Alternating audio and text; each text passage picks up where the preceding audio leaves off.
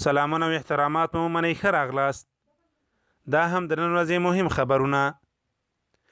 د طالبانو د سیاسي دفتر غړی ملا خیر الله خیرخوا وایي د روسیې له لوري دوی سره د مرستو ادعا یوه استخباراتي دسیسه ده. فاکس نیوز خبر ورکړی چې له افغانستانه ستانه شویو امریکایي پوځیانو کې ځانوژنه ډیره شوې. طالبان وایي د 15,000 طالب بندیانو تر خلاصون وړاندې بین الافغاني خبرې نه پیلوي. آف ګارډن ورځپاڼې په یو مطلب کې لیکلي افغانستان سره د مرسته شویو پیسو ډیره برخه بیرته امریکایانو غلا کړې.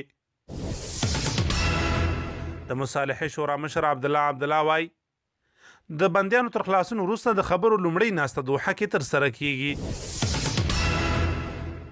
روسیه امریکا ته په اشارې وایي پر روسیې وروستي تورونه د امریکا د داخلي اختلافاتو زیږنده ده. فراه مرکز کې د طالبانو د نفوذي کسانو په مرسته پوستې سقوط کړی. 6 عسکر یې ژوندي نیول شوي.